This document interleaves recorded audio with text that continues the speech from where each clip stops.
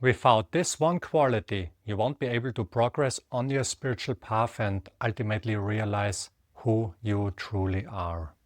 The quality I want to discuss here in this video is discernment. The Sanskrit term for discernment is viveka, and it describes the ability to discern between what's false and what's real, the transient and the eternal, the self and what's not the self. But before we continue, let me quickly introduce myself. My name is Christian. I've been practicing Zen Buddhism for some years now. I've also studied the teachings of Advaita Vedanta, and I consider myself as a friend of the way who tries to inspire your spiritual path.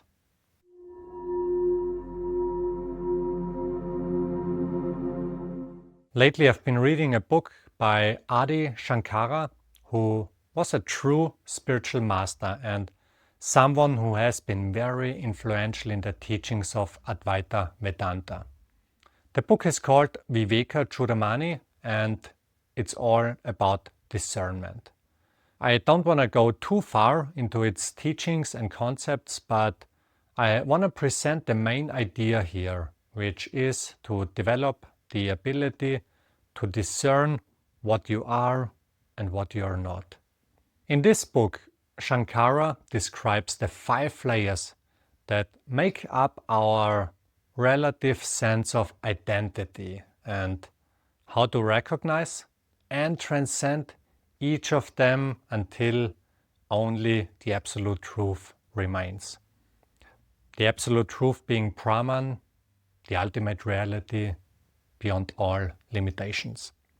The 5 layers that make up our relative sense of being are the following ones.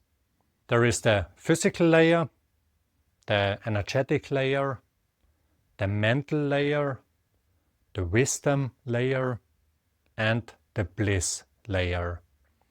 Beyond them, there is the lone witness, the Atman, our true self. With discrimination, we basically peel away each layer until only the true self remains. By peeling away layers, I mean recognizing each layer as an object in our awareness. Whenever we recognize anything, it just means it's an object in our awareness and we are the subject. So usually we identify with the objects that appear within us. We identify with our body, with our feelings, our thoughts, and even the feeling of I am.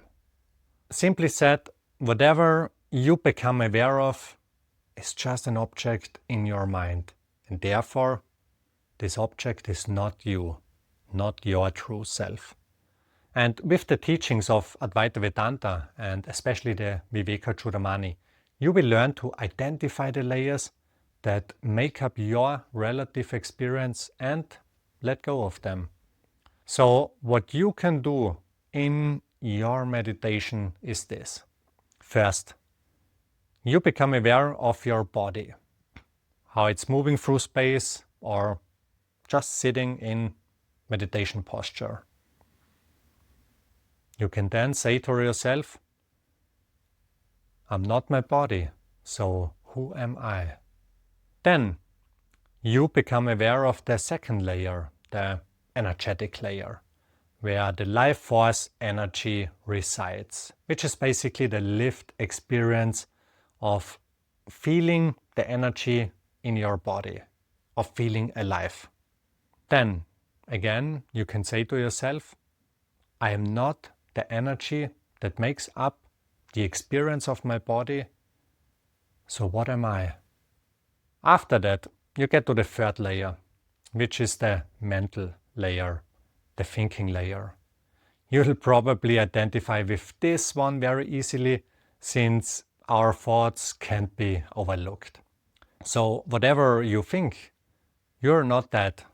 It's just an object within your awareness, and therefore you don't expect your thoughts or your mental layer to provide you with the ultimate answer to the question of who you are, you can let go of any thought and just ask yourself, who is the witness of my thoughts?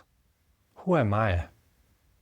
And then you'll approach the fourth layer, which is the wisdom layer. And here it gets a bit tricky because we are talking about higher intuition.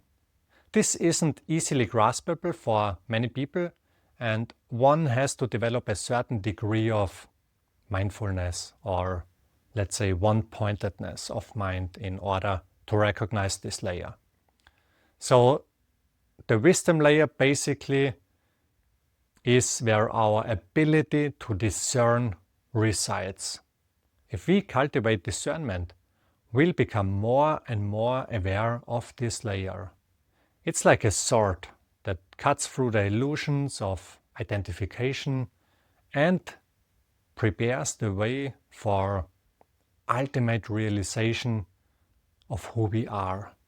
So this layer primarily discerns what's true and what's not true. It distinguishes the real from the unreal. And when you have prepared yourself enough, you will probably identify with this layer. It's less dense than any previous layer I've mentioned, and it's really just like a sword that cuts through the identification of who you are not. And last but not least, there is the bliss layer. It's the most subtle of the 5 layers, and it can basically be compared to what you experience during deep sleep or profound contentment. It's the feeling you get when your mind becomes completely still. This is where the pleasant samadhi states happen during deep meditation. However, this layer is not the end. It's still just a reflection of our true self, and we have to go further in order to realize who we really are. So whenever you get there, recognize it as a layer that hides your true nature and let it go. Don't stay identified with it. Also, don't rush to replace it with just another idea or thought, but simply remain as the witness. Just stay with the very simple recognition of I am the awareness that sees all of this. Also see that this doesn't come and also doesn't go. It's not impacted by any of the 5 layers I just described. It can also be compared to the sun. It does not need anything else in order to light itself up. There's also no effort needed to bring about this simple recognition. Effort only belongs to the previous layers. Here you basically touch upon what's always and already here, what you truly are. Now you simply rest in this subtle recognition, and the more you do it, the more stable it becomes, until finally the realization dawns of what you really are. And last but not least, I want to share a few remarks on how I think this compares to Zen. Most importantly, don't waste your time comparing these 2 traditions, trying to figure out which one is better. They are both just fingers pointing to the moon, and it's not about the finger, but about looking at the moon, looking at the truth of who you are.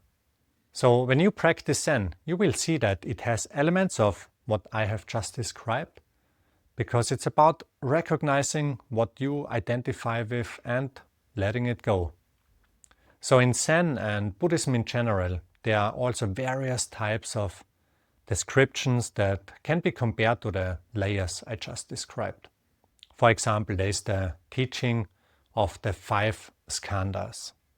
However, especially in Zen, it's not so much about learning about the different layers and discarding them one by one. It's a more radical teaching style that aims to point you to the real you beyond all of the layers immediately. Zen employs a lot of shocking techniques that aim to break you out of each identification and let you recognize who you truly are. Obviously, almost nobody gets it for the very first time, and they probably have to practice it for many lifetimes until they suddenly realize their true self. Again and again, you return to your true self, to the thing that's beyond each layer, until you suddenly get it. For me personally, both traditions play a really important role in my spiritual practice. I do find the Vedanta teachings more helpful in explaining the whole cosmology, or let's say structure of reality. But when it comes to spiritual practice, I approach it from this relentless Zen point of view. Not getting attached to anything, cutting right through the matter and just getting to the heart of it. Alright, I hope this was helpful. I'll write the name of the book and the links where you can get it in the description below. I'll also release a video in the future where I present some of the spiritual books I would recommend. And if you are curious and want to get the book, I can only recommend the version I have presented here, since I haven't read any other version, and I'm sure you will appreciate the comments made by the author, who was a relatively unknown but legendary true Advaita master himself. So reading this book and meditating on its content is already an advanced spiritual practice. Please let me know if you have any questions, and I wish you all the best. Your friend of the way. Bye.